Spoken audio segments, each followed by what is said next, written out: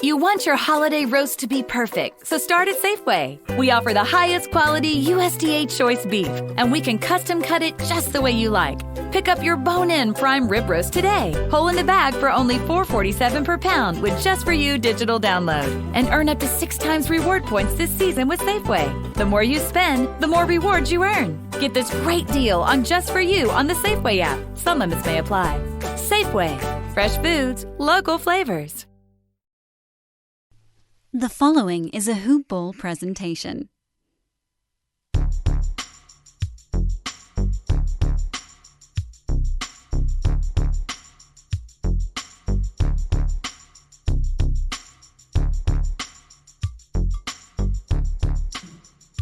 Good morning, Hoop Ballers, and welcome to another edition of DFS Today.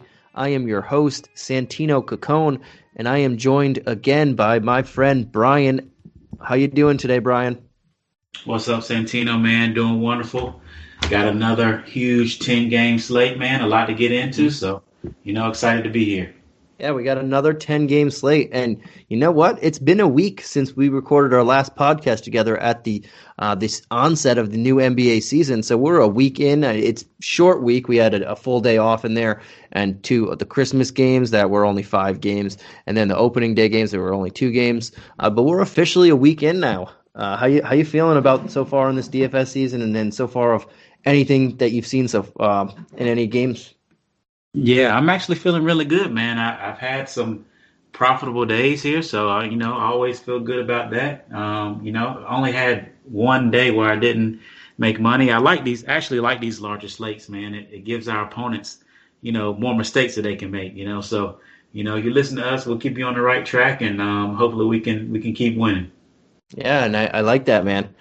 So yeah, you mentioned it. We have a 10-game slate, so let's get into it. Right before I get into that, let me throw out something on our presenting sponsors, and that first one is MyBookie. And if you're a DFS guy and you're a gambling person, you probably are a straight sports bettor as well. I know I am. I think Brian's in there as well. But we just had a Christmas giveaway on MyBookie, 6 days of free giveaways. If you didn't get into that, and it was basically just free stuff. They were giving you free plays, free casino plays. Every day you got something new. But if you didn't get into that, what are you guys doing? Seriously, though, now is the time to get some skin in the game with MyBookie, where odds boosts, lightning deals, and free bets await all season long. And with the NFL playoffs right around the corner, we know who most of these teams are, and we know what they're capable of. And it's not difficult to find some value in the lines. Whether you're a first-time customer or have been playing with MyBookie for years, there's no shortage of value to be found in the thousands of game lines, unique prop bets, and contests that they offer every week. So sign up or get reloaded today. Find an edge, make your bet, and get paid. They also boast a fully fledged casino platform giving you access to all the classic table, slot, and card games you'd expect to find at your local spot. And the best part is, at MyBookie, the doors never close. So you can continue to build your bankroll even after the stadium lights have gone out. So make the right play and sign up today at mybookie.ag. When you do, use the promo code HOOPBALL, that's HOOPBALL, to get your deposit matched halfway all the way up to $1,000. So the terms are simple. If you put in $300, they'll match you with another $150 in your account. If you're already planning to bet this season, this is free betting money. And it's winning season at MyBookie, so come join in on the fun and win some cash while you're at it. And let's get into it, man. This is going to be an exciting one. We have the first game on the docket on the DraftKings slate at New York Knicks at the surprising 3-0 Cleveland Cavaliers. Ding, ding, ding. Who had that one on their docket? I know Brian did. Yes, that's right. That's right. But this is the Knicks are 3.5-point underdogs on the road, and the over/under is relatively in the middle, probably lower end at 217, probably one of the lowest on the docket. But let's start with this Knicks team, man. I'll throw it over to you. I'm gonna claim you the New York Knicks expert right now. I know you're from Charlotte, but we're just gonna similar color scheme. So I'm gonna throw it over to you here. Who do you like on this Knicks team? And for the injury report that I almost forgot to mention quickly, we have On the Knicks side, we have Alec Burks is questionable. Probably going to play. Kevin Knox is probable. He should be in. Emmanuel Quickly, Austin Rivers, Dennis Smith Jr., Mari Spellman, Obi Toppin, all out. But yeah, now throw it on over to you. Who you like in this game with those guys out and a little bit of shakeup there? Yeah, man. So, I mean, really on the Knicks, man, there's three guys that you can look to. Julius Randle's been great. He's 8,200 on DraftKings. He's averaging 46 points, DraftKings points per night. He's been rock solid, man. He's playing 35 minutes a game. Thibodeau loves him. He's going to keep playing. So he's a rock solid option for you. And then you go to the other guy playing 35 plus minutes. That's RJ Barrett. He's 7,100 on DraftKings. He's averaging 33 points per game. Solid. You'd like a little more of that cost, but you know he's going to get the minutes. You know he's going to handle the ball. So you like him as well. And then with Dennis Smith out and as well as on the other point guards out, you got to like Elfrid Payton. He had a monster game last time out. Ended with 43.3 DraftKings points. He's only 5,500 tomorrow against Cleveland. So, I mean, with the Knicks guys, those are the three that I like. And, you can pretty much count on them getting pretty big minutes. Yeah, and I'm with you. The guy that I like the most out of those three that you mentioned is Alec Burks, and that's because price tag. RJ Barrett at 71, I like him, but that just doesn't give me enough upside there with that price tag. Similar to Randle, they're both going to be like 35 minutes. They're going to be run into the ground. I think Randle has more upside in this matchup, especially. But RJ Barrett, to me, kind of capped because I think he could put up pretty good numbers in this matchup. Just 71 is not something I really want to pay for him. But Alec Burks, I think 57 is pretty solid for him. And if Elfrid Payton is going to play like he did the other night, that's 55. He's right there too. He's definitely an option. I know after that terrible shooting performance, 18 minutes where he scored 0 points, 0 of 6 from the field. He was after the game. He was on the court shooting all night, and it paid off the next night where they surprisingly beat the Milwaukee Bucks in a big margin too. So that's something to look forward to. But yeah, I think Alec Burks is my favorite play on this squad here for 57. Yeah. Let's jump on. Yeah. And let's jump on over to the Cavs, man. So we had Andre Drummond got the surprise boost of not having to go up against Joel Embiid, and he is Andre Drummond, but he's going to go up against Mitch Robinson, who has a knack for fouls, Nerlens Noel, and that front court. Do you like him? Do you like this backcourt of what I heard Larry Nance coin them as Sexland with Colin Sexton and Darius Garland, and Larry Nance. There's not going to be Kevin Love in this. I forgot to say the Cavs side of the ball. We don't have Kevin Love. We don't have Isaac Okoro, Kevin Porter Jr., Dylan Wilder, Matthew Dellavedova. All those guys are out on here. Yeah, I mean, you gotta like this undefeated Cleveland squad, man, led by Andre Drummond. He's been strong, man. He's 8,700 on DraftKings. That's almost a lot, man. The guy's averaging 53.2 DraftKings points a game. He's been rock solid. Nobody on this Knicks squad is going to be able to contain him. Had 57 points in only 26 minutes against Philly last time out. So, I mean, the guy's a monster. You got to get him in your lineup most likely. I love Larry Nance at 6,300, especially, like, as you said, with Love being out. Nance has been great, almost a lock for a double-double. I think he easily gets value at 6,300. I like Sexton and Garland, a whole sex land there, but I think they're a little pricey. Sexton's 6,900, so that makes it a little tough to go with him, although he's been good, as well as Garland at 5,900. He's been good as well. I think he's probably a little bit better of a play than Sexton because of his price. So you can look at those guys as option, but I'm probably looking at Garland more so. Yeah, and I'm with you with the Sexland thing right there. I can't stop saying it now. Larry Ned, I'm going to use that every time I talk about this backcourt. But I'm with more of the land on this one. Fitting because they are the land, and I'm with more of Garland. At 5,900, 1,000 less.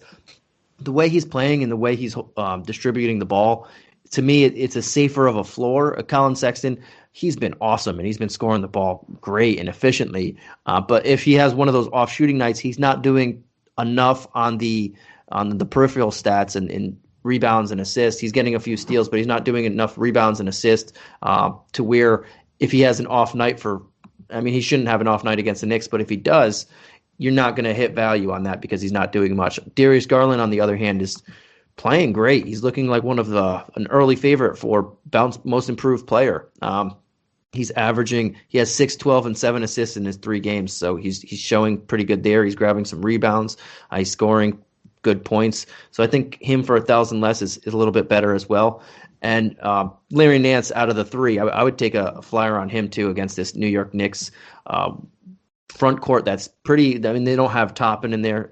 They don't have a couple other people, so I don't mind him. He's going to get all the run he can handle, and he's doing a lot. He's doing a lot of everything. And then you mentioned the big guy, Andre Drummond.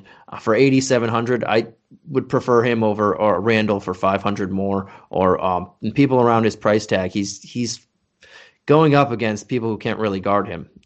So yeah, I like the Andre Drummond call there too. Throw one more out there. How do you feel about the Osman? I think he's okay. Cedi Osman, 5,100. Probably a little bit too rich for me there. I mean, if he's the last guy in, I think you can go with him. Of course, Okoro being out helps him. Kevin Porter still being out helps him. So, I think he has a solid floor of 20, 25 minutes. I'm not sure of his ceiling at 5,100. Not sure, if he can maximize his value there. Yeah, and I'm with you there. I just wanted to gauge your interest because he is a guy that people have been talking about because he's been hot. But at 51, I'm not too high on him there. But the last set I've been playing pretty well, so I wanted to throw him out there. Gotcha. All right, man. Let's go to this next game. Let's keep it moving. We have the Golden State Warriors at the Detroit Pistons, and we have a 3.5-point home underdog for the Pistons, and the over-under is slightly a little bit higher at 222.5. On the injury report, we have Marquise Chris, unfortunately, is out for the year with that leg injury. We have Draymond Green is out for this game, and Alan Smeljic is out for this game. The Pistons currently played tonight. They didn't have anybody on the injury report as of now, but Blake Griffin and Derrick Rose did not play on Monday, so we'll see how that shakes out, see if anybody else gets hurt or comes out of the game dinged up. So we'll see how that shakes out, but I would assume Jahlil Okafor also missed it. I would assume Blake Griffin and Derrick Rose are going to be back. They just missed it because there was one or back-to-back, so they missed one game. But we'll see how that shakes out. We'll go on the Golden State side, and I'll jump in this one first. Steph Curry for 9,600, one of the highest paid or priced guys on this docket here. He is the 2, 4, 5th, 6th highest guy, but he is Steph Curry, and he is playing against Detroit. And we saw in the last game when he's playing against a bad team, when the game's going to be competitive and probably high scoring, we get more minutes from Steph Curry. He played 36 in this last one against Chicago. That finished 129 to 128. He shot 15 threes. He made 5 of them, but he scored 36 points with 6 assists, 2 blocks, 2 steals, 2 rebounds, 56 DK points. I would expect something similar, assuming that this game should stay close. It's one of the worst team, so I would assume he's in play for me here against this team, and a couple other people who are in play for me. Just looking, I think Eric Pascal, as a guy who I'm not huge on at 5K, I think this is one of the better matchups for him. At only 5K, I don't mind giving him a look, just because this suits him more. He's going to be going up against Blake Griffin, who sometimes doesn't move so well laterally anymore with all those injuries. So I think he has a chance to be pretty decent. Then another guy I'm looking at for a definite just bargain bin type of basement jump is Kevin Looney at 3,800. He's been playing pretty well with Marquise Chris out. He should see nearly 20 minutes. I'd say about 18 to 19, 20 minutes. And he could return value there for you. But besides that, I'm not looking too much else outside of Curry and a little bit of Pascal. How about you? Yeah, I think you hit the nail on the head speaking about Curry, man. I mean, anytime Golden State's going to be favored, we're going to want to play Curry.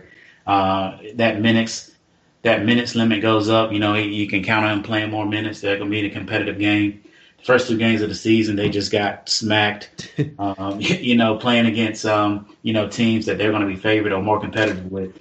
I think you can lock Steph Curry in. I mean, Oubre's been terrible. The guy, I think I saw a stat, the guy's only made dunks and hasn't made another shot in the whole season. I know he's like 0 of 17 from 3. Yep. Andrew Wiggins looks like he just hasn't figured it out yet. And Steph is their only option, man. And if they're going to be competitive, I like him. At 9,600, I think he pays that off. Yeah, and I don't think Wiggins or Oubre. I think Oubre is a pretty good player. I think Wiggins is decent.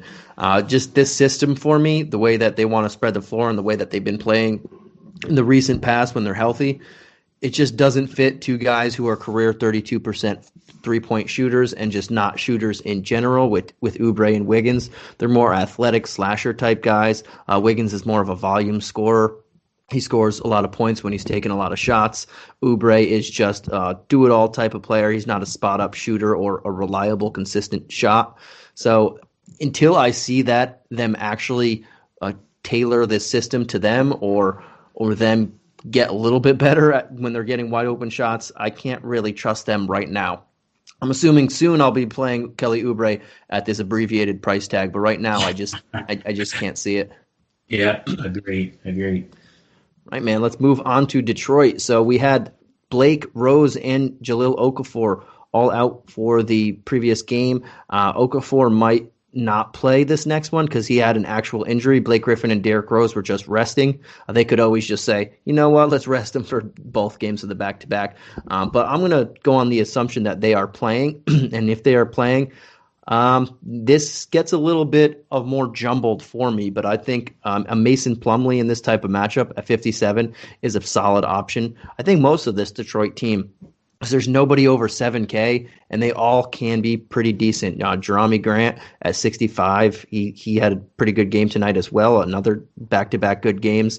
I think Josh Jackson's this is a good matchup for him where he can just take shots and score the ball, and that's what he does. And I also think Blake Griffin at 69, if you're around that price range, he might not grab the rebounds that he used to, but he'll get a couple assists, and he's shooting. And he shot 21 shots in that game against Cleveland. I know it was double overtime, but of those 21 shots, 16 of them were from three-point land. So this guy is not afraid to shoot, and on this team, he's going to have to. So I don't mind many of these options. Even Derrick Rose at 6K is a little high for me, but not to where I won't give him a look.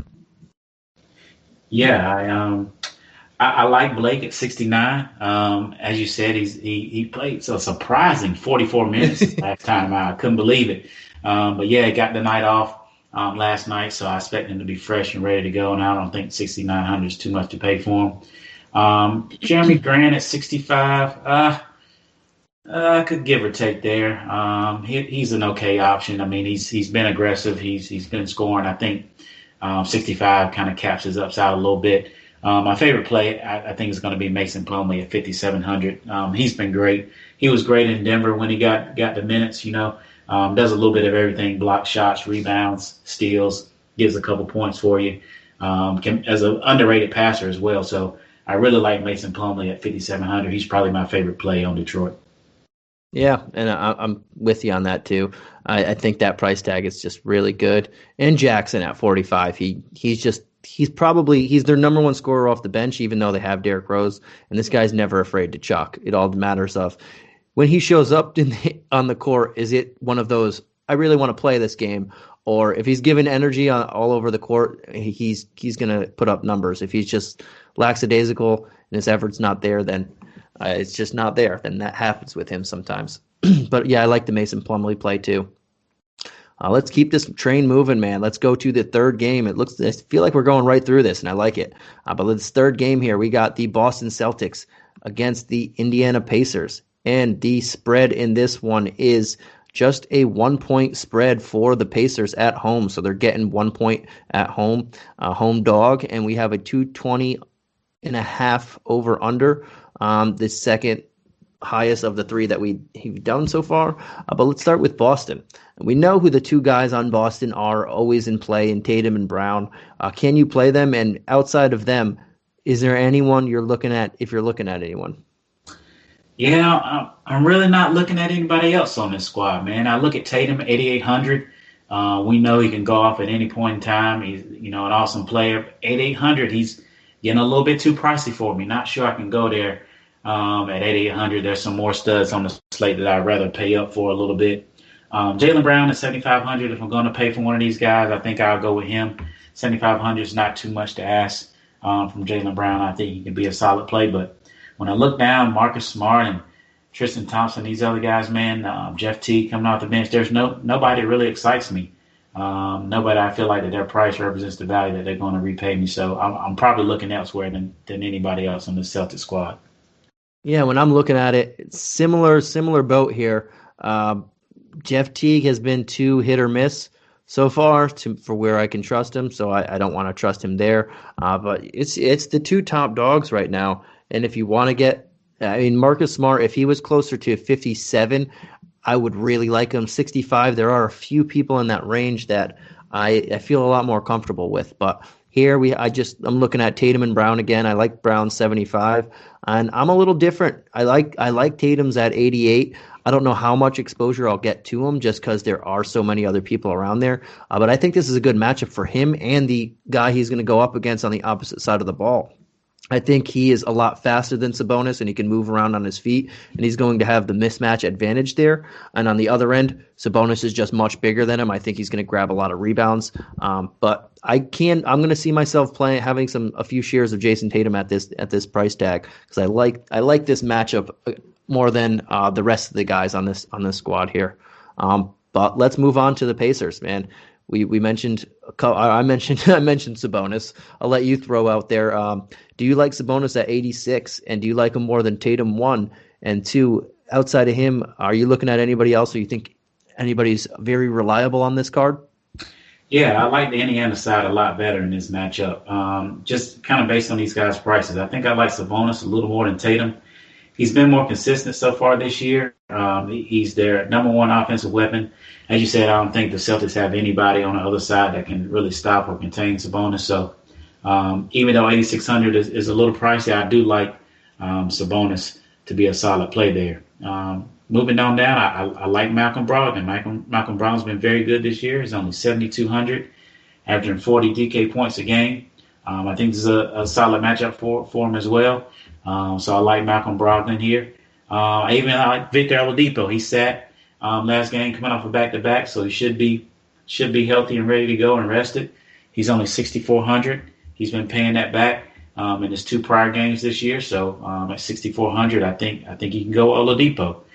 And then also I gotta like my guy at center, Miles Turner, 6,000. He's been solid this year as well. Playing against Boston, none of their centers really scare me. Turner can block shots. As we saw, he's blocked 8, 4, and 5 shots in 3 games this year, which are monster numbers. At 2 points a block, that's major value for you. So I like Turner in there at only 6,000. So several guys on the Pacers side that I like a little more than on Boston's side. Yeah, and I like that too. I mentioned why I like Sabonis. I think it's a mismatch. Brogdon and Oladipo, kind of a toss-up for me. I want to know what Brad Stevens is thinking and where he wants to put Smart for the majority of the time. I think Smart's a pretty rock-solid defender. Whoever is not being guarded by him, I think gets a slight edge there. So I think he's going to be guarding more of Brogdon and Brown on Oladipo, but that's not set in stone yet. I'm just guessing. So I'll see on that one. Whoever is the not getting the Smart treatment, I like a little bit more on that one. And yeah, you mentioned Miles Turner. He's been playing really well lately. At some point, he can't be blocking 6 shots a game or 5 shots a game. So that's definitely going to come down. But maybe he gets a couple extra rebounds in this matchup against a smaller Celtics side or maybe the Celtics can throw out Tice and Thompson in this one, which they were trying to do because they are going up against a bigger opponent. So we'll see on that front as well. But Turner's been playing pretty solid, and 6K is not too crazy of an asking price for a guy who's been playing pretty solid there as well. Yeah, let's keep it moving, man. Oh, and I forgot to mention the injury report. I'm messing up on this injury report. We have Bitadze, Brian Bowen II, Jeremy Lamb all out, Edmund Sumner questionable on the Pacers, and Taco Fall, Romeo Langford, and Kemba Walker out on the Celtics. Nothing really to see there so far. We'll see if anything changes. But let's go on to this next game where I think is one of the better games on the slate, and it's also a pick'em. That's what Vegas thinks how good this game is. And at 219.5 over under, we have the Toronto Raptors visiting the Philadelphia 76ers. The Sixers got surprisingly blown out by the Cavs last game. They didn't have Joel Embiid. He was resting. I guess they put back, but whoever really knows what's going on when he's on the injury report. Let's start with this Toronto side. On their injury report, they only they don't have too many people. They have just Patrick McCaw right now, who's seemingly always out. And then we have on the Sixers side, we have Furkan Korkmaz is out. If you say that name fast, it sounds like you're saying something wrong. Be careful. Yeah, you got to be careful when you say that name, especially on radio or podcast or whatever you're doing around there. But then you have Joel Embiid, who's probable with back tightness. So I'm just going to assume Joel Embiid plays. If he doesn't, changes things a lot. But I think he's going to be playing in this one. I'll start with the Raptors here. So on the Raptors, what my thing is, if a center is going up against Joel Embiid, unless you are a top flight center and there's just not many options, I don't want to play against you. I mean, I don't really want to play you. Joel Embiid puts people in bad positions. He puts opposing centers in foul trouble. A lot of times, if you have a very good backup center, as is the case in this matchup, maybe I'll give you a look. And with that said, Chris Boucher at 5,800 gets a slight boost for me just because he is going up there. Aaron Baines might get in foul trouble against Joel Embiid. That's what he lives at. So if you want to see a tournament pivot at 5,800, I don't mind some Chris Boucher here. Bobby Boucher. I had to say that. Outside of that, this is just not a great matchup of two good, very, very, very good top flight defensive teams. I don't want to have too much exposure here, but if I had to pick one of these guards, I'm going to go with Van Vliet at the $100 discount, or give me some OG. I think Ben Simmons goes on one of these guards and OG just gets thrown on. Someone gets thrown on OG, maybe Tobias Harris. I think he could take advantage of that. But I don't want to pay up too much for anybody there. If I had to, if you're stuck with 7,400 and you just really want to have a guard, for me, it's Van Vliet over Lowry. But how about you? How you feeling about this Raptor side? Yeah, not a lot of guys I like here. I mean, Pascal's been solid at 8,200, but I think that's a little restrictive at that price. I think Lowry always he plays well in this matchup a lot of the times against Ben, so I think he's okay at 7,500. But I agree, I can save a little bit, and I'd rather play Van Vliet at 7,400. I'm going to disagree with you a little bit on Chris Boucher. Nick Nurse mentioned earlier this week that we could see a little bit of Alex Len going against the bigger Philadelphia front court. So that scares me just a little bit. Taking a few minutes away from Boucher could be critical at 5,800. He's up to 5,800 now, so he's getting a little pricey. I do kind of like OG Anunoby. 5,200, one of the cheaper guys if you want to get a piece of this matchup. He's been 26 and 29 points per game, so right around value there at 5,200. Of course, I think they're going to need him a lot against these guys, Tobias Harris and Ben Simmons. So I do kind of like OG at 5,200 if I'm looking at anybody here. All right. Yeah, I don't think he's a bad play either. That's a solid price tag. The Alex Len news, good thing we have you. That's a nice call there. If he's going to get a couple minutes, steal that from Boucher, then that's something that we have to worry about. Also, if Aaron Baines gets in quick foul trouble, then maybe they just throw Len in there to eat a couple more fouls as well. But that's something to keep an eye on when we get closer to game time. We should have more news on that. Doc likes to mention a lot of things to the press of what he might do. So and Nick Nurse. So we might have a good matchup or idea of what both these teams are going to be doing. Let's go on to the Philadelphia 76ers, and we have Ben Simmons and Joel Embiid at 8,900 and 98 respectively, Tobias Harris at 7K, and then no one else over 5. Just like I mentioned on the Raptors side, they're both going against tough defensive teams. Last year we saw, if you're going up against the Raptors, the one thing that they struggled against on which they didn't struggle much, but if they struggled against one thing, it was giving up 3-pointers. Every points in the paint, fast break points, every other thing they were excellent at. It was just 3-pointers, they were in the bottom 5. So if you were going to try and get the Raptors on the defensive end, you have to be a pretty good 3-point shooter. With that said, I'm not going to be targeting Ben Simmons in that. Tobias Harris at 7K, it's a little pricey. I wish he was still at the 6.6 that he was last game, because that would have been a very good price tag for me. At 7K, I have to give a little bit of pause, but he fits the profile of a guy who can have a solid game in this matchup. And Seth Curry, I'm waiting for him to have that very good game, and I think this might be it. He is their best 3-point shooter, and he will be playing a lot, and this is the biggest weakness that the Raptors have. So I'll be looking at those two guys. I like Embiid, but at 9,800, I just think there is, knowing that this is a tough matchup, I think I can pay up a couple extra and go at Jokic there. But how about you? How do you feel about the Sixers side? Yeah, there's not a lot to like for me. Joel Embiid's 9,800. Typically, he can pay that off for you, but again, this is a tough defense. He struggled a lot last year against Toronto. Only averaged 5 real-life points per game against Toronto last year, so that definitely scares me. Ben Simmons, I think, just a little pricey at 8,900.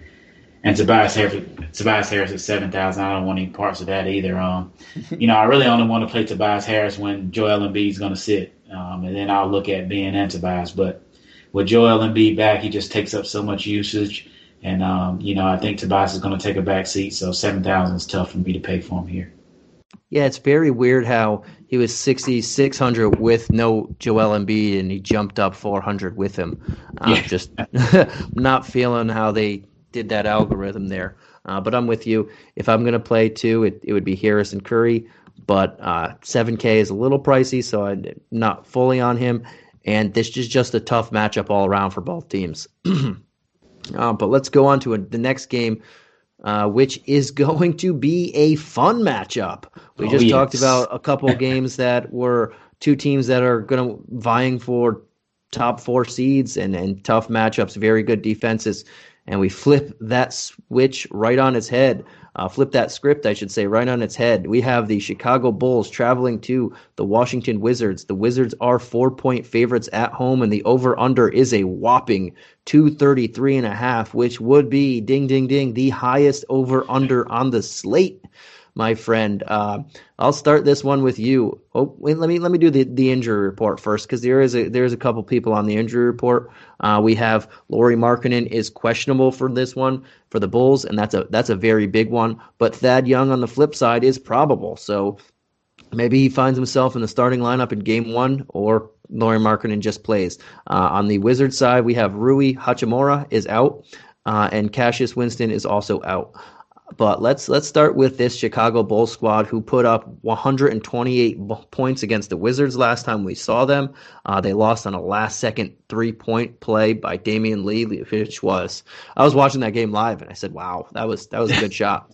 But yeah, this is going to be a fun one. We have the highest over/under on the field, and we have Lauri Markkanen as a toss-up potentially not playing, and this game starts at 7 p.m. Eastern time, just like the first 4 that we said. So we will have news before lineup locks if Markkanen's not playing. If he's not playing, that's a lot of shots that are going out. Markkanen has been averaging.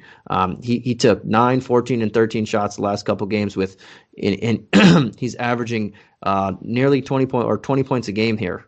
So a lot of usage to go around if he's not there, especially in the front court. Let's start with you. Who do you like on this squad? And can you play Levine, or can you play multiple Bulls in this game? Yeah, I think you can. I really like Levine here, either with or without Markkanen. At 8,400, again, we got a competitive matchup, high-scoring affair. I mean, Levine is a scoring machine. He's, again, another team where they played in a couple uncompetitive games early on, but you see him when they get in a competitive game. You get 35 minutes in a competitive game from Levine, and he pays off for you. He had 52 points last time out. So at 8,400, I really like that. If Markkanen is out, I get a little more Wendell Carter. I kind of like Wendell Carter already at 6,100, a little bit pricey. But if I get Markkanen out, again, that just stabilizes his minutes, and I would like Carter a lot more if we get that news that Markkanen isn't playing. Kobe White, 6,500. been so up and down this year. He struggled a lot. Again, trying to learn that point guard, that true point guard position. I think you can look to him at 65, but just got to be careful there because he can be up and down. And then Patrick Williams down at 48. Kind of only like him if marketing is out. He's the same. He started out hot as a rookie. I really liked him on opening night when he was down at like 3,000 at minimum, but he's up to 48 now. Kind of tough to pay that price, but again, this is a great matchup, up and down, close game. If we get marketing out, again, those minutes stabilize for the forward position, and I would like him more there at 4,800, Patrick Williams. Yeah, and I'm close to you too. So we have a lot of value in this game, and a lot of people on the Bulls that I can play, and I keep coming back to this, and especially in a game like this, which is going to be running and gunning and fast pace. LaVine is definitely in play. I know he's up there with the price tag. He's 8,400. He's close to. He's getting to superstar status level with that price tag there, but in this matchup, he's going to probably take another 18 shots at minimum. I would expect north of 20. So definitely worth it. And hearing what Billy Donovan said after the game about Kobe White, Zach LaVine might get more ball handling duties, might get more point guard duties moving forward if he needs to. So that's something to keep an eye on. If his assists go up 2-3 a game, that'd be huge for his value because he's not going to stop shooting. But if he can facilitate a little bit more too, that's huge for his value. So that's something to keep an eye on. Markkanen, if he plays, fantastic spot for me, 6,600. The guy's been scoring nearly 20 points a game, and he's going to probably grab a lot of rebounds in this particular matchup. The power forwards against him are going to be Denny, who's smaller than him, David Bertans, who's not a banger, maybe Troy Brown Jr. if they go small. There's just not a lot of people his size and who can move at 7 feet. So I like him in this matchup. Both Kobe White and Wendell Carter Jr. are also in play for me too. Kobe White Westbrook tends to sometimes not play too much defense. He goes hard for a little bit and then he sags off on shooters. So if Kobe White's going to get a few extra open shots, don't mind him there. But Wendell Carter Jr. jumped up $1,000 since his last game because he did a fantastic job. I think he has another pretty solid matchup here. I just think this whole game, there's a lot of value to be found in a fast-paced game, again, with two teams that are fighting for that last playoff spot or the last couple lottery slots. So I could look at any of these guys in the right scenario. If Thad Young jumps into the starting lineup at 3,700, don't mind me some him either, assuming he can get 20 minutes if Lauri Markkanen doesn't play. So that's just a flyer for me. Patrick Williams and Otto Porter, depending on Markkanen, I'm not going to touch them too much. This is decent spots for them. This is a revenge game for Otto Porter as well.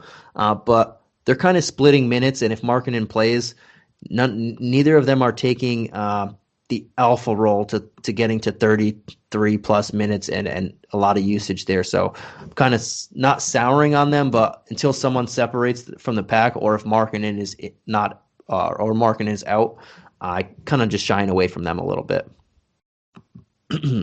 But let's go on to the Washington side, man. We had Westbrook not play the last game, and Raul Neto had a fantastic game. That should flip this time. Westbrook should be back on the floor. And how you feeling about these two guys? We have Westbrook at 97, Beal at 93, and then Thomas Bryant, the next highest, at 68. Yeah, Westbrook's the best player on the slate. Ding, ding, ding, ding, ding, ding. Yeah, 9,700 in this matchup. I mean, does anybody believe this guy's not going to get a triple double? I mean, he's almost. I mean, he's had 58 in both games this year. A great matchup here against the Bulls. Gonna play fast. Bulls don't play any defense. I mean, that's nothing bad I can say about him. Westbrook 9,700. I mean, almost got to play him. One of the best plays on the slate.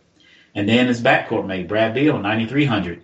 Believe it or not, you would have thought Brad Beal last game, everybody put him in his lineup without Westbrook.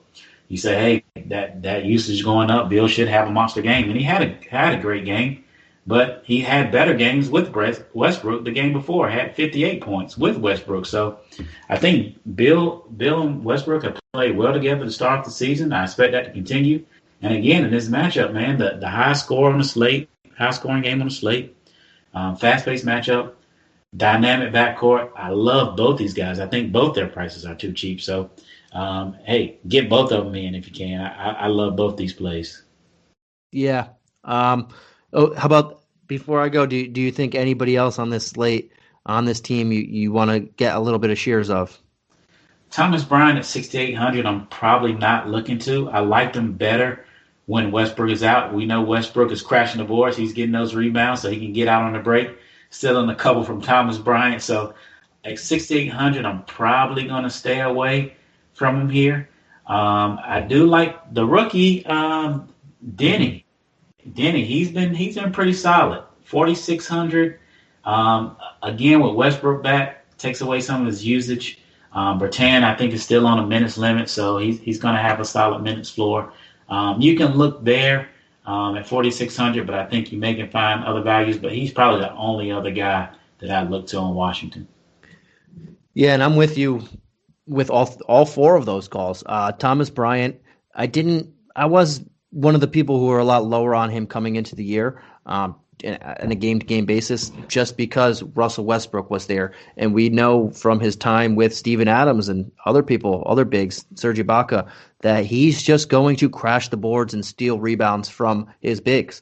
And that's exactly what he's doing now. He's crashing the boards and getting triple-doubles. And Thomas Bryant is the one directly suffering from it. He has 5, 5, and 7 rebounds, and coincidentally, 7 is his highest, and that was the game without Westbrook. But he had 5 rebounds or 10 rebounds total in 2 games with Westbrook. So, I'm going to continue to see that happening, and it's just how Westbrook plays. But you mentioned it, Westbrook, Beal. One of these two guys is definitely going to be in my lineup, and most likely Westbrook. He is a lock for a triple-double in this type of environment. He's nearly a lock for a triple-double in any type of environment, but especially this one, I cannot see him not getting 55 plus fantasy points in this one. I can 20, 10, and 12.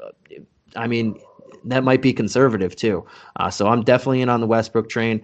And Bradley Beal, you mentioned his worst game was his last game when Westbrook didn't play. And it wasn't because of lack of volume or usage. He just shot 10 of 29 from the field, and he shot 0 of 7 from 3. Give him 2 threes and give him 2 extra makes, and he's scoring well over 30 points again. But I can see him getting another 27, 28 points, 30 points in this matchup because it's just going to be a run and gun team with both teams that don't play really much defense. So I'm definitely in on both of them. I will have more shares of Westbrook, but if I want to have that pivot, Bradley Beal makes for an excellent one, as you mentioned. And the third player on this team, I'm also with you in Denny. Avicii, he also has some good music. But at 4,600, I like him. I hope he starts at power forward again. I think that's his best position. And as I mentioned, Markkanen's too big for any power forward on this team. Denny is a lot faster than him and a lot more agile and a lot more quicker on his feet and lateral movement. So I think that's a very good matchup for him as well. He's a good cutter. He's a good facilitator. So I don't think he's a bad play as well if you're looking around 4,600. But Westbrook and Beal are the alpha 1 and alpha 2 on this team, and everybody else eats after. All right, man. Let's before we get into the next game, let me talk a little bit about one of our presenting sponsors, and that is Manscaped. So Manscaped, to all the ball handlers out there, before you throw on your team's gear, make sure to take care of your below the waist grooming. Our partners at Manscaped are here to save your boys from taking on a double team of nagging defenders so you can stay clean and take care of yourself where it matters most. Manscaped is here to sink the competition and deliver the best tools for your below the waist grooming experience. That's why Manscaped has designed the electric trimmer, or redesigned the electric trimmer. The Manscaped engineering team has spent 18 months perfecting this as the greatest ball hair trimmer ever created, and just released the new and improved Lawnmower 3.0 trimmer. The Lawnmower 3.0 is simply the best hygiene tool for modern man. The Perfect Package 3.0, which includes the Lawnmower 3.0, comes with new and improved lawnmower, boxer briefs, performance boxer briefs, wireless cord trimmer, and a travel bag for you to use when you're done quarantine. So go on right now, get 20% off and free shipping with the promo code hoopball20, that's HOOPBALL20 at manscaped.com. And guys, it's a whole new ball game. Take advantage of this limited time offer from Manscaped's all-star lineup and try it for yourself. Again, go to manscaped.com, get 20% off free shipping, or 20% off and free shipping at manscaped.com, and use the promo code hoopball20, HOOPBALL20. When things get hairy in the fourth quarter, make sure to call on Manscaped in the clutch time. Have a BLT the Carl's Jr. way for just $2.99 with charbroiled beef, creamy ranch, and more beef. The new BLT Ranch Double Cheeseburger for just $2.99. Part of charbroiled double deals at Carl's Jr. Feed your happy. Offer valid for limited time at participating Carl's Jr. restaurants. Price and participation may vary. Tax not included. Who are you texting? My therapist. You text with your therapist? Text, video chat, call. Yep. That sounds too easy. How did you find her? I just went to betterhelp.com/save. She's a licensed therapist and it's all online. I connect when it's convenient for me and don't waste time driving anywhere. Plus, it's affordable. I wonder if I should try it. It's great to talk to someone in confidence. She's helped me sort out quite a few things. And right now you save 10% off the first month when you go through betterhelp.com/save. Betterhelp.com/save. Got it. Now let's go on to this next game, a game of a very good actual real-life game in the Milwaukee Bucks against the Miami Heat, and this has a spread currently of Miami Heat as a 3-point home dogs. That seems like a decent theme here, a lot of home dogs today. And we have a over-under of 222.5. We have, starting with Milwaukee, we have the highest paid guy on the slate in Giannis. I wish I could remember how my brother-in-law called him the other day. He said something like anti-competency, and people think I'm a butcher. And the way he said it, I said, "Who are you talking?" I honestly did not know who he was talking about. He mentioned the Celtics because they were playing the Celtics, and I thought he said, "And we don't have Taco," and that's what I thought he was talking about, Taco Fall. And he said, "No, Giannis." And I said, "Oh, I would never have gotten what you said." And he has the Boston accent, so it makes it a little bit funnier. I told him I was going to mention it next time I was on here and I mentioned Giannis. But let's start with this game. For the injury report, we have a little bit here. Let me see if I can find it. I forget that the way that DraftKings has it, they always have the game all a little bit mixed up than the injury has. Oh no, they haven't released their injury report for either of these teams at the moment. I will say for Milwaukee, for Miami, we got a big one. I don't think Jimmy Butler's going to play. He's doubtful. Yep. So I'm pretty sure he won't play. I think that's the main one that we got to keep an eye on here. But I'm gonna sue him out in this one.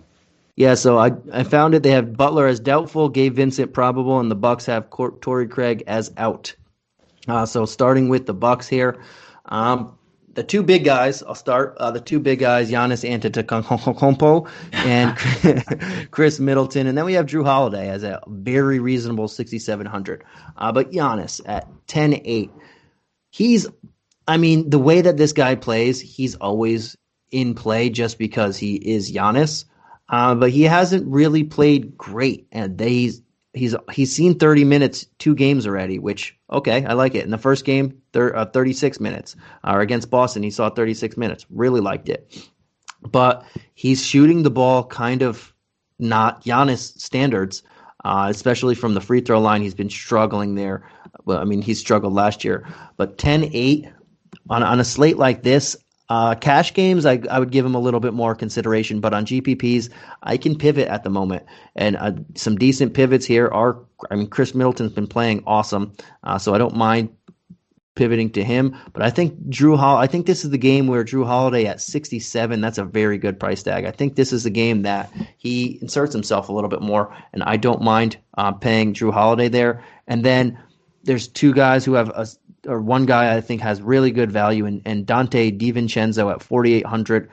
This guy is just, I think, criminally underrated. I like his price tag here. I'm looking past the last game because everybody had a pretty bad game losing to the Knicks. I'll never want to start a sentence saying the Bucks lost to the Knicks or anybody lost to the Knicks. So I'm going to look past that, and I think at 48, DiVincenzo, it's a pretty decent matchup for him, especially if Jimmy Butler doesn't play. He is their best wing defender. or you can just say Bam is, because he actually might be. He's fantastic anywhere on any level of the floor. But without Jimmy there, everybody slides over a little bit, and you have a little bit less defensive attention. So I don't mind the two guards here if you don't want to go Giannis. And at 10-8 with only $50K of salary instead of FanDuel, where you get that extra $10K, it's harder for me to pay him in GPP lineups. How about yourself? Yeah, I mean, it's tough to say the guy's averaging 50, but at 10-8, it's not enough. At 10-8, I need more than 50, man. And you know, he's played solid, he's played okay, but again, at 10-8, I got a nitpick, and in this matchup, and all the other guys on the slate are in better spots. We saw Bam do a great job on him last year in the playoffs. Again, so he gets that matchup tonight. So at 10-8. I'm probably staying away from Giannis. Again, I agree. I'm looking more towards Chris Middleton. He's been great this season. He's 7,700.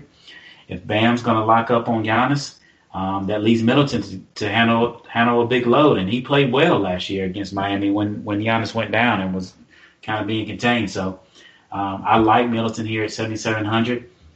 If I look at Jrue Holiday, 67, he's been kind of down. He played well the first game, but that also coincided with it seems minor, but DJ Augustine didn't play that first game. DJ Augustine came back, second and third game played. And again, he's only taken 13, 14 minutes, but that's critical for us. So he's come in still in those minutes from Jrue Holiday at the point. So I'm probably not even looking there tonight. I do agree with you 100% with Dante Divincenzo. The guy is definitely an underrated player. I love him as a real-life player. And even as a fantasy player, man, the guy just does a little bit of everything. He's a great defender, gets steals. He can shoot the ball well. He gets rebounds, plays hard. Again, if you throw out that last game, he's been really solid with 30 points in the first game and then 22 in the second, where they just murdered Golden State. But, again, the last game, all the guys played bad, man. So you just throw that one out. He's been solid. And at 4,800, I think he's a decent value. All right, man. So we have a little bit of dissension there, but I like it. I like it. And I like your thought process behind it with DJ Augustine coming there. But let's flip on over to the Miami side. We have Jimmy Butler again, who's probably just not going to play. That leaves Bam Adebayo as the only big priced guy at. I don't know why I said big, like he is super out of the range here, but 8K here in this type of matchup. Last year, he in 3 games against Milwaukee, he averaged he shot the ball pretty well. He averaged about 45 points on the away games, and then 29 at home. To me, I don't know if I want Bam specifically in this matchup. Brook Lopez is just a big body. He's going to stretch him away from the basket, and then you have Giannis there. So I'm not fully looking at him. I think we have some better options at 8K. But then if I go down the list, Jimmy Butler's usage is going to funnel down to the people it usually funnels down to, and Tyler Hero, Goran Dragic, some Duncan Robinson.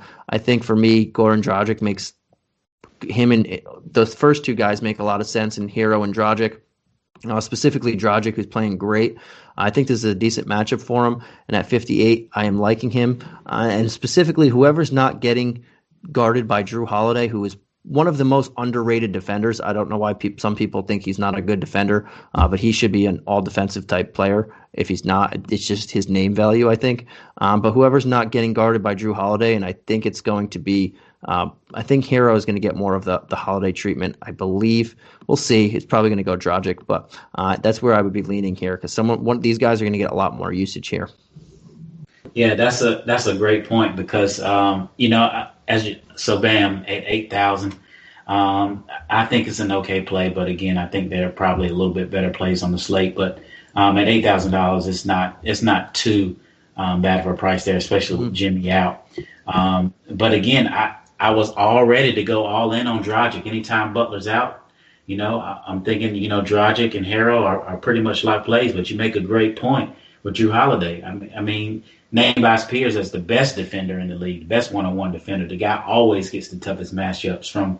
I've seen him guard LeBron to Harden to everybody. I mean, the guy is a monster on defense and tough to guard, because I keep thinking back to the way that Miami played against Milwaukee in the playoffs, and Dragic, was killing guys out there, constantly averaging, 30 points and getting, 8-9 assists. But again, Drew Holiday makes all the difference in the world there. So gives me a little bit of pause on Dragic. I think he's still in play at 5,800, but still just be aware that Holiday can really be restricted there. So again, to your point, I think if we can kind of figure out, who's Holiday gonna cover more, Hero or Dragic, we can go to the other guy, and I think they'd be a great value. Yeah, I think the usage is going to go mainly to both of them. It's just who's not getting guarded by Holiday, who can facilitate and create their shot a little bit better. That's all we're looking for, is a little bit advantage there, I believe. But I think they're both in play at reasonably priced price tags without Jimmy Butler there. Let's go on to we still have a couple more games here. Let's go on to this one, see if we can get back to that quick hitting. I think it's me just rambling and rumbling. I'll try and I'll let you do the quick hitters, and then I'll shut up and go a little bit quicker here. But we have another home underdog with the Orlando Magic at the Oklahoma City Thunder. Thunder are getting 5 points in this one, and the over-under is 219.5, another very low-scoring game. The Thunder played on Monday, so they don't fully have an injury report at the moment. But the Magic have the three regulars, Al-Farouq Amino, James Ennis, Jonathan Isaac out. But let's jump right into the Orlando Magic side. It looks like Aaron Gordon has a quote-unquote minutes limit still. He played only 20 minutes in the last one, but I think that was more due to they were getting blown out and the second unit came back for them. So maybe they just left him off there and said, okay, we can rest you, because the game before that he played 30 minutes. But I'll let you take this one. Who are you looking at in this particular matchup? Do you think they keep it close enough to where you can trust Vucevic at 83 and Gordon and any of these guys' faults, or do you think that they just blow them out of the water? Yeah, I think OKC can keep it close here. They played the Jazz tough last night, lost in a close game, but they're a young squad, so I don't expect them to be tired or anything coming on the back-to-backs, but played well against the Jazz, which is encouraging for me, so I think they keep it close. And Vucevic at 8,300 I think is a great price. Vucevic, always a lock for 40 almost, a double-double machine. Really stepped it up last year with the scoring and shoots threes, so I think he's a good option at 83. Eric Gordon, again, like you said, they mentioned a minutes limit. So if that's the case, I'm probably going to stay away here at 6,300. It's not a bad matchup for him. But again, just not knowing how they're going to deploy him and how many minutes, I'm probably going to stay away at 6,300. Fultz at 6,100 has been really good, man. The guy written off for most of his career, got his payday, got a second contract. Happy for him. He's got things back together, looks like. So he's averaging 33 DK points here this year. So that's really strong. And at 6,100, I like that in a pretty good matchup here against OKC.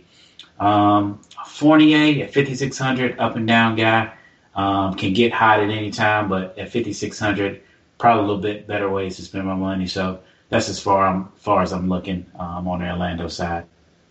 Yeah, for me, I'm pretty much in the same boat. Aaron Gordon, I need to know what does minutes limit for him mean? Because one day he played 30, the next he played 20. Again, I think it was game flow and the second unit being good. So that gives me, if I know he's going to play around 30 minutes or so, if they say, normal time, then I can look at him at 63 because that's a pretty good matchup for him. Vucevic, 83, normally would be all over him. I do think we have some decent options outside of Vucevic here in all right matchups. I mean, we mentioned Sabonis, we mentioned Zach LaVine. Randle was only 100 left. I like him more than Randle, but Vucevic at 8, he's one of those guys who's just safe as safe can be. So in cash lineups, I really like him. He's probably going to be a little bit more contrarian also in GPP, so not bad.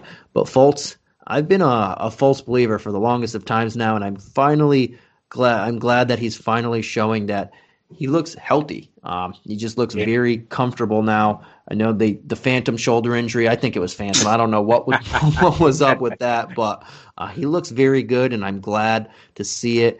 And at 61, I can continue to play. That's not high enough for me. I think he still can bring value here. I just think eventually he's going to get closer to 7K, and then I'm going to pause. But at 61, I think that's very good value for him as well, just continuing. Terrence Ross is hot right now, and if that keeps up, 53, not too bad. I do think we have some decent value out there at 53 with people who don't rely so much on just being hot at the moment. So yeah, I'm with you with Vucevic and Fultz are my favorite two options here, and Aaron Gordon, I'm going to wait and see approach. He would jump up to a very good option for me if the news comes out that I like. But let's go on to the Oklahoma City Thunder side, and we have a Shai at 81 and the rest of these guys under 6K. There is a lot of value to be found here, and they are on the second night of back-to-back, but where are you looking at? Yeah, so that's why I'll be careful a little bit here. I think Shai's a good option, SGA, getting so much usage there. 8,100, I think he's a pretty good value. And then I don't like Horford here at 59. You know, I think he as well as George Hill are candidates for rest here. Again, not for sure. Let's keep a close eye on Twitter and the Hoop Ball blurbs to see what's going on, but keep an eye on Hill and George Hill and Horford possibly resting here. And if they do rest, I love Dort at 4,600. The guy's been great, man. He's been on fire this year. Had great games, 28 points in the first game, 35 in the second. At 4,600, that's just too cheap. And if we get George Hill sitting, those minutes are just guaranteed there. And then, again, if Hill sits, I got to look at Diallo at 3,800. The guy, he's not afraid to shoot. Never seen a shot that he doesn't like. And if he gets a little extra minutes with Hill out at 3,800, he's going to be underpriced there. So this is a game to keep an eye on for possible rest. Again, OKC on the back-to-back, but still, even so, it offers some value for you with Shai and Dort. Yeah, and if we have the news that Horford or George Hill or one of those two are missing, there is some value to be found here. I mean, Mike Muscala would probably jump into a significant role at 3,200. Maybe the Pokemon, Pokemon, maybe Pokemon at 3,100 gets some decent run. We might see Theo Maladon, the Maladon, get some extra run. But yeah, Diallo would get extra run too. He's already seeing decent run at 3,800. He'd probably reach 30 minutes with no George Hill. And Dort has been on fire, so 4,600 is not bad price tag for him. I think that's a very good value. Even Baisley with no Horford, that means he's going to be playing more 5 and 4, going to get more rebound opportunities, decent stuff. They're so decent defensive stats. So there's a lot of value to be found. This team is already not too talented. So if we're taking off their two big veterans in Horford and George Hill and more minutes go around for these guys, there's just value to be found on this team. But for the big guy, Shai, on the second night of a back-to-back, I'm not going to have too much exposure to him at 8,100. I just think there's a lot more safe options out there and decent, really good options around his price tag. So I'm going to move away from him, but depending on the news that we get, there's going to be a lot of value to be found on the rest of this team. All right, man, let's jump on to the next game, Minnesota Timberwolves at Los Angeles Clippers, and we have a 7-point spread, and the Wolves are expected to get 7 points, and the over-under in this one, 229.5. Both these teams play pretty fast. Right now we have the Timberwolves don't have anything submitted yet, but I'm going to assume Karl Anthony Towns is not playing in this one. Whatever else we get is whatever else we get at the time. We'll know. Marcus Morris Sr., they have him listed as out, though he practiced today and he was deemed questionable, so that might change. But right now on the official NBA injury report, he's listed as out. And Kawhi Leonard listed as questionable. He might play. He also practiced, but getting stitches in your mouth is never comfortable. And if something happens to him, I'm leaning on the side that he's not going to play this, but we'll see that one out. On the Timberwolves side, there are some decent matchups here. I think Naz Reid at 51 is not terrible play, but I think where I like to look at is the big usage guys out here, where we're going to get a lot of usage in Anthony Edwards, Malik Beasley, and D'Angelo Russell should get most of this usage here. And even if you really wanted to go big flyer here, Ed Davis at 3,400, I guess, can bring you back 15 to 20 points if you're going stars and scrubs, but I don't recommend that on a 10-game slate. But Russell, Beasley, and Edwards where I'm looking at 76, 59, and 5,400 respectively. Russell's going to keep chucking. Whether he makes them or not, I don't know. He only took 7 shots in that against the Lakers, but that was just a massacre from start to finish. If Kawhi Leonard doesn't play and the Clippers just lost by 51 points, maybe they're both so bad that this game stays a little bit competitive. And in that case, D'Angelo Russell's going to play 30 minutes. He's going to take 20-plus shots. If it doesn't stay competitive, Anthony Edwards is going to play 30 minutes and take 20 shots. So those are the two main guys, and Malik Beasley there because he's always a guy who can get hot in this type of matchup. How about you, man? Yeah, I agree there. And the last thing I saw from Woj was Towns is going to be week to week, so I definitely expect him to miss tonight. And I like Naz Reid at 5,100. But again, I agree. I look to Russell at 76. It's been a little cold here lately, but yeah, if Kawhi doesn't play, I like him. Beasley at 59, as you said, can get hot quick. Loves to shoot the ball, great shooter. And again, I agree. Anthony Edwards, 5,400, especially with Towns out. Some of that usage of funnel to him, they'll allow him to work a little bit. So even blowout or close game, I expect his minutes to increase and him to continue to get better. So let's get on the train before everybody else does. And I like Edwards at 5,400. Yep. On the other side, we have the Clippers. And the big news is if Kawhi Leonard plays or not, I think I feel like he's going to have to miss one more game. Even if he plays without Karl Anthony Towns, if he plays, I think they're going to blow them out. So I don't think he's going to get overexposed at 9,400. I just think there's a lot safer options. I love playing against the Timberwolves. Anybody playing against the Timberwolves, it's just whatever your pace is, times it by 12 because the Timberwolves just want to run and run and run and run, especially with or without Karl Anthony Towns, they're going to run. So if Kawhi Leonard plays, even if he plays 25 minutes, he could be pretty solid. But for 9,400 on a 10-game slate, coming off an injury, I feel more comfortable going in another direction. With that said, if Kawhi doesn't play, Paul George, I know he had a terrible game. The entire team shouldn't even have shown up that game. They should have just forfeited, to be honest. It was embarrassing. 47 to 17 at half, or no, they were down 50 points at the half. 27 to 77. Oh my gosh. Yeah, I remember I turned it on and I closed. I had to wipe my eyes because it said 43 to 13 or 47-13. What is going on right now? But yeah, Paul George in this matchup, especially if Kawhi doesn't play, absolutely love him at 8,500.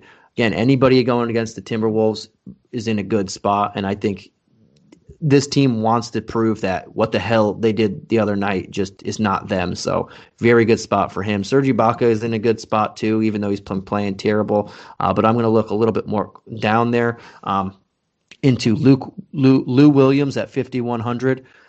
Guy's been off this year. He's not even taking many shots, but this is a matchup for him specifically that he likes to run and gun. I think this is a decent matchup for him, a very good matchup, I should say, at 51. And then the two guys that are out there, but are Luke Kennard and Nick Batum. I'm leaning more towards Nick Batum at 4,500. Again, if Morris is sitting like they're saying and Kawhi doesn't play, this is just an up-tempo matchup, man. So all of these guys get a nice bump there, and Batum is very well-rounded when he's on his game, and it looks like he's better. He likes playing next to this talent team. So I would look at Paul George, Nick Batum, and some Lou Williams here. How about yourself? Yeah, unfortunately, man, I'm going to have to retract my Nick Batum, statement from last podcast, man. Being in Charlotte, man, we got a bad taste in our mouths from Nick Batum, man. But the guy's been really solid, man, for the Clippers. I think that's a good fit for him around all those stars. And again, if Kawhi doesn't play at 4,500, I like it a lot. And the same with Paul George at 8,500. With no Kawhi, I think you got to almost lock that in. If Kawhi plays, I'm probably staying away from all these guys. I think it's just going to be really tough. I think, as you said, they probably blow these guys out, and nobody gets enough minutes, to pay off any of the value. So, again, that's the news I'm waiting on here. If Kawhi plays, I'm probably out on everybody. But if I get no Kawhi, then I love Paul George and I love Nick Batum. Yeah, I'm with you too. And let's go on to this next game. And right before I do, quickly, we need to pause the show for an announcement, and it's a fun one. It's free stuff. Everybody loves free stuff. What's the free stuff, you ask? And the free stuff is the Bruise Letter is back. Oh, yes, back and fresh for the 2020-2021 NBA season. Our founder, Aaron Bruski, is writing an email newsletter filled with his most intimate fantasy nuggets. It's exclusive content you cannot find anywhere else, too. It's not on the website. It's not on any podcast. It's not on social media. It's only in the email newsletter, and you can sign up to get it for free. Just go to bit.ly/BruiseLetter2021 and sign up in 10 seconds. Again, the site is bit.ly/BruiseLetter2021. Aaron Bruski, straight to your inbox, guys. Enjoy. Takes 3 seconds. I did it myself, and the first one is coming out, I believe, in the next day or today. I know it's coming out very soon, but it takes literally click, put in your email, put in your name, boom, you get it. That's it. You can even put a fake name if you really want to, but put in an email that you use so you can get it. And another one I want to tell you guys about is our fantasy pass. So the fantasy draft season is over, and Brewski 150'd your way to a hell of a team, but the season has just begun. The fantasy pass is still the best deal in the industry at just $4.99 per month. And now that we're into the regular season, there's zero commitment. Sign up for 1 month for $5. If you don't like it, you can cancel. We know you'll love it though, but it's just a nice option to have in case you don't. The Fantasy Pass is everything you'll need to dominate all year. Updating projections, the newsletter, the fantasy appraiser tools, schedule and streaming charts, pickups, drops, and our newest and coolest feature, the Hoopball Discord server, where you can all hang out with Hoopball pros around the clock and get one-on-one help with your team. I'm on there all the time. It's always bumping. So that in itself is worth it. So please do check it out. Head to hoopball-.com and clock on the Fantasy Pass ad just below the main media wall. And if you're just into DFS, we do have the option for a DFS pass, and that is a whopping $199 a month. So you can talk to me and Brian and all the other guys, get all of our articles, get our entire Discord that we talk daily with, and get all our inside information that we're trying to give to you guys for a whopping $199 a month. But I digress. Let's get back onto this scheduled podcast programming. And our next game is another fun one. The New Orleans Pelicans versus the Phoenix Suns. I don't know why I just did that, but I really felt like doing it. And we got the Suns as 3-point home favorites. Whoa, I haven't seen that one in a bit. But the Pelicans are getting 3 points in this one, and the over-under is a solid 221.5. On the injury front, we have Wenyen Gabriel out for the Pelicans, and the Phoenix Suns have Abdel Nader and Jalen Smith out, with Dario Saric probable making his season debut. Let's start on the Pelican side, the away team. Where are you looking at on this team? We have two people over 8K with Ingram and Zion, and everybody else a little bit less. But who are you looking at mainly on this squad here? Yeah, that's another game that I love, man. Similar to the Bulls and Wizards. This game is going to be a fun one, up and down game. And Brandon Ingram has been awesome this year, man. 8,200. I think he's a good play. I'm a little bit worried about the defense of Mikal Bridges, who's been great. I saw him play very well against Luka first game of the year. So I think Bridges matches up with Ingram. But I do like the way they're using Ingram. I think at 8,200 in this matchup, it's a pretty good price. I love Zion. I mean, we talked about a lot of big men tonight. At 8,100, I think he's one of the better values. They're using him well. This is going to be an up and down game. Fits well to Zion the way he plays. So he's rebounding. He looks doesn't have that minutes limit that he had last year, playing 38 minutes in the last two games. Man, if I'm getting 38 minutes out of Zion, I gotta love him at 8,100. Lonzo Ball as well, 6,600. Again, this up and down matchup. Ball's been good. He catches a lot of flack for his name and his dad and all that, but the guy's been solid, man. 16, 8, 5 steals last game. Don't expect him to match that, but he's been pretty solid. 66 is a little expensive, but I think he could possibly bring that value back. Bledsoe struggles so much, man, which is allowed Ball to play more. So that's one of the reasons why I like him a little more. Um, and maybe one other guy is Josh Hart at 4,800. He's been playing really well. The Pelicans are really running a solid 7-man rotation here, so I can really count on those 7 guys playing the majority of the game, the starting 5, and then throw in Josh Hart and J.J. Redick. So I know who's getting the minutes there. I can count on that minutes floor. So those are the guys I'm looking at in New Orleans.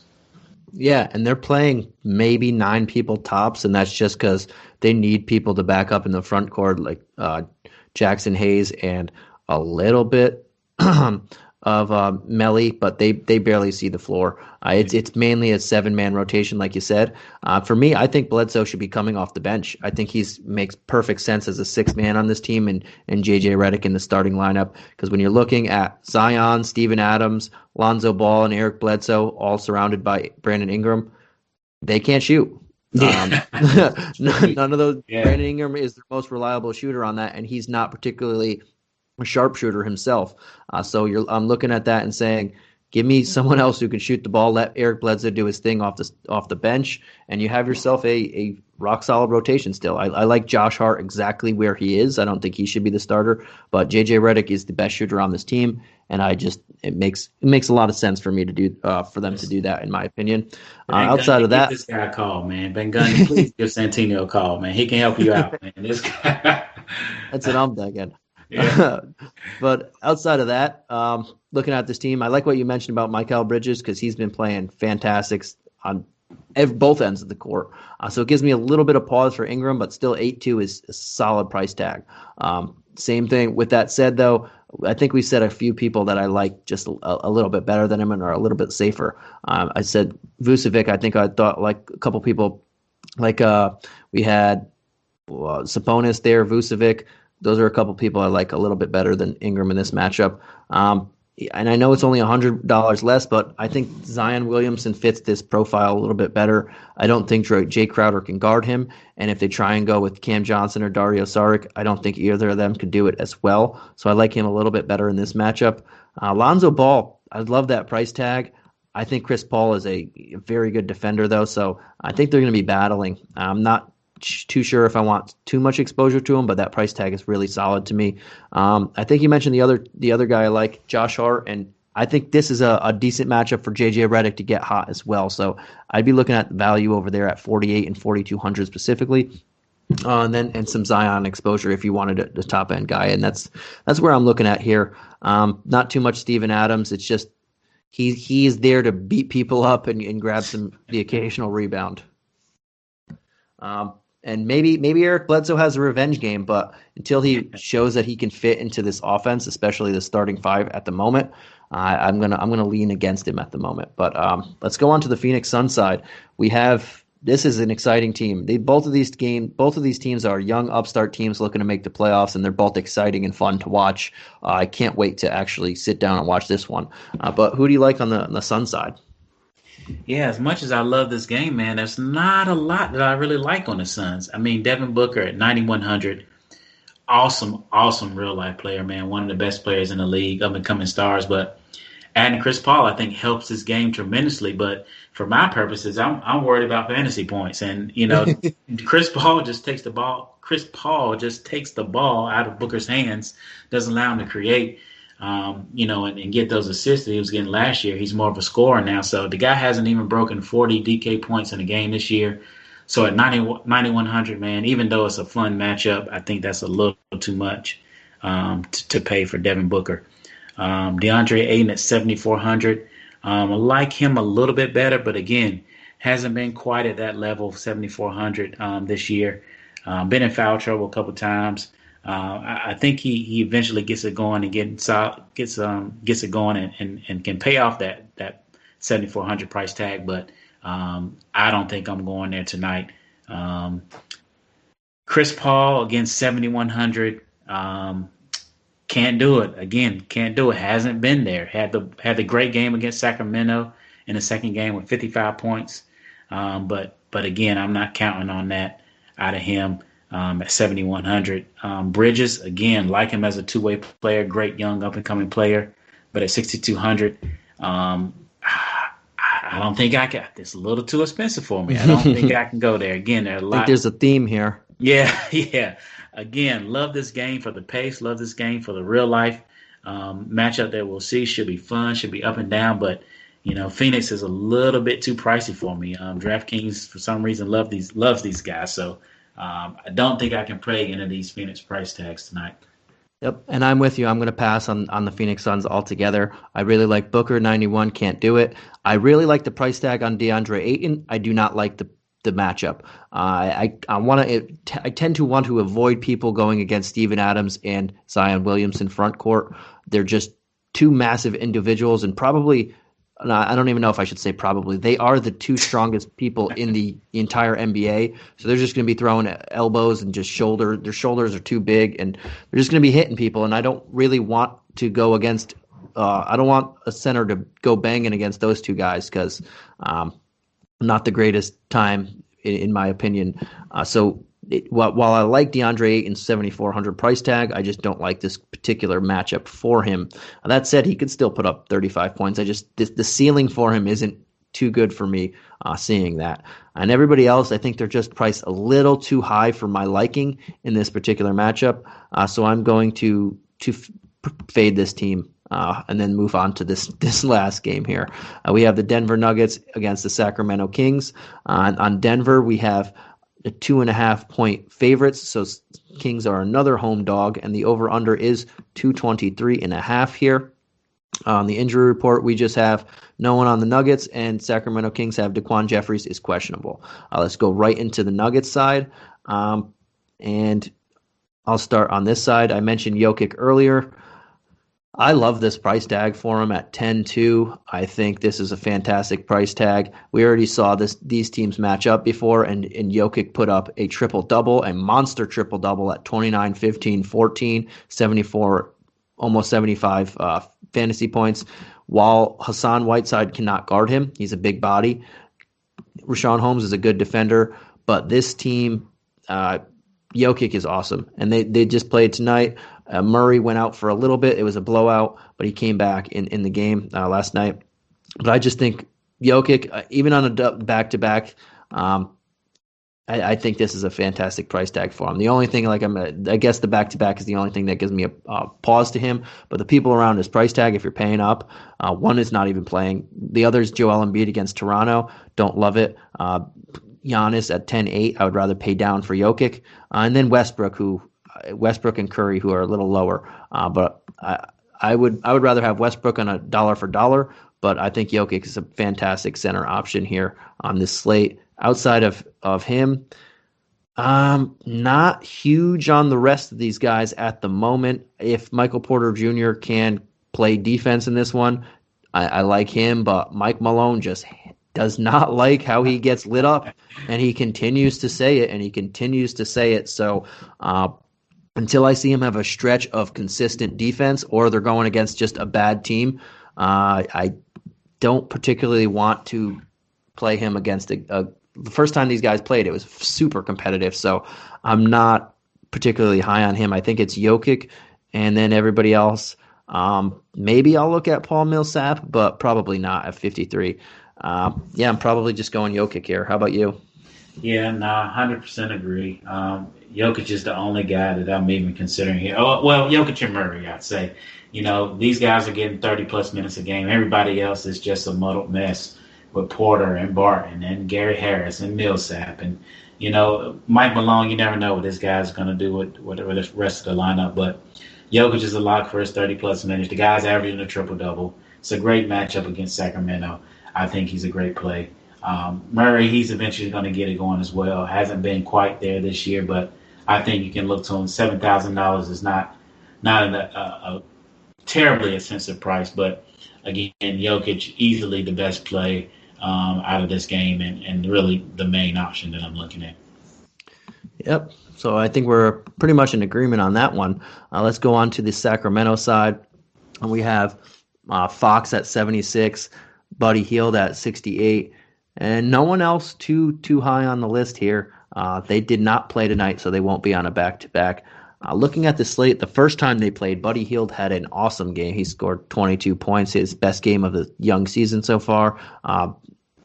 De'Aaron Fox had a good game. He's coming off a very poor game. I expect that to turn around a little bit. So 76, he's definitely in play for me. He should be closer to 8,400. So there's some value to be found here. Even 8,600. I know the last 2 games he was well over the 8,000 mark. So that's a little surprising that he's all the way down to 76. I think that's a ton of value to be found there. And outside of him, I think Halliburton makes for a solid play here. This kid's good at 4,800. I like that. I think he could definitely get 25 or so, 30 fantasy points. If you're looking for a safe floor, I think it's him. If you're looking for a high ceiling game, he's not the guy type of going. So GPPs, I'm not totally going at him, but if you want a safe floor around 5K, not too bad. Outside of him, Buddy Hield. If Buddy Hield wasn't only 800 less than De'Aaron Fox, I'd like him more. But seeing that they're pretty close, I'm just going to pay up for Fox here, and then leave everybody else pretty much alone. Maybe if you wanted to take a plunge on Bagley, you can, but he just doesn't do enough for me. Yeah, again, all over it, man. I agree 100%. Fox is the really only place I'm looking here. 7,600 is too cheap for him. He's been great this season. Only had the one bad game last game, so a lot of people may shy away from him after that, but 7,600 is too cheap. The guy's been great. Buddy Hield, 6,800, a little bit too expensive. Hasn't been quite at that level yet. Again, we know he can get hot and have a big game, but I think 6,800 is probably too much to ask for him. Potentially maybe Rashawn Holmes at 5,000. He can get it done, but again, I hate that he's splitting time with, you got Bagley there, you got Whiteside there, so his minutes are kind of capped. But he's a good per minute producer, so he can possibly pay that value. But and then Halliburton, man, he's come in. He is really good. Like the way he plays. His minutes have begun to stabilize. Getting 27, 28 minutes a game, so that's really solid at 4,800. I think he can pay back that value. But again, the main guy I'm looking here is De'Aaron Fox. The rest of the guys are have a few questions about. All right, man. And I just have to ask one small quick question. How do you feel about Whiteside at 37? Because there's always a lot of chatter about him on our Discord. Do you play him? Do you not? Where are you leaning on him? Because he is a fantasy point monster per minute, but he's just not seeing those minutes. Yeah, I mean, his minutes have continued to decline every game this season. 18, 15, and 10. What am I going to get? 5 tonight? I mean, at this rate, I can't play him even at 3,700. Maybe in a GPP, but I think you can find better plays elsewhere. I mean, I just no consistency with this guy. Don't know what they're going to do with him. They've talked Bagley up. I know they like Rashawn Holmes, so Whiteside. I'll let somebody else play him. Right, and I like that. And we went a little longer here. We talked a little long, so I won't throw anything else at you. I think we did pretty well. We covered 10-game slates do take a little bit, man. 10 to 13, we keep getting all these nearly full slates lately. In between the little 2-game slates and 3-game slates, 5-game slates. I don't know what it is, but we're getting a lot of slates lately. We may be in a bad spot here on Tuesday. I don't know. I think it is. I was going to ask you a question. I asked you last time, who's your favorite play of the slate? But I think we already heard that from you. So I'm going to, if you want to reiterate who we heard you say, you're more than welcome to. But if you guys are listening closely, I think Brian already told you who his favorite play is, and I think I love that play as well. I'm trying to look for a value play that is great as well, but I mean, I just know that guy's going to be there. A triple-double is locked and loaded there. Yeah, definitely. Again, Westbrook, man, is. I mean, 100% of my lineups most likely are going to have Westbrook, so I think he's a great play. And if you don't have a Westbrook lineup, you have to pretty much pivot to Beal. Yeah. If you can get Jokic and Westbrook without killing yourself, that's good. I think we're going to see a lot of value on here as well. I think Westbrook is the safest guy on the slate as well. I mean, it's just against Chicago, and he's under 10K. All right. Yeah, don't make this difficult, guys. Don't make this difficult.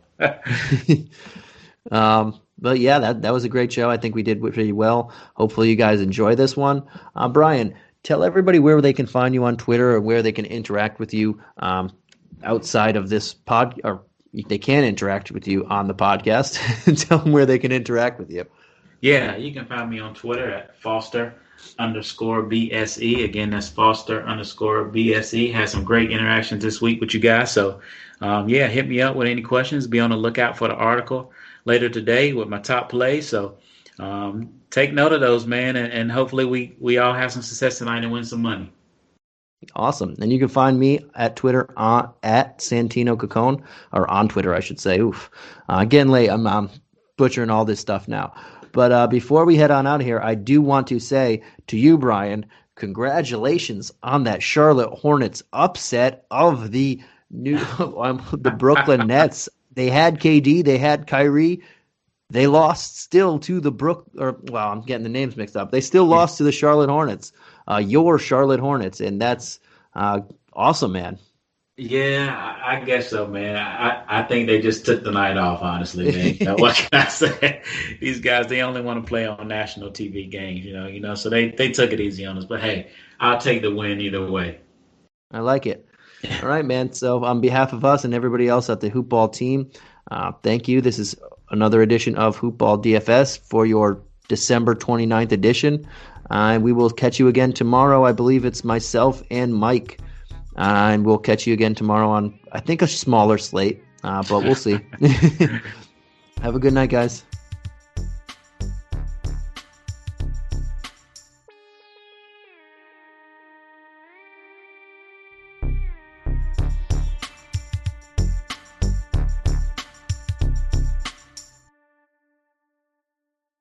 This has been a Hoop Ball presentation.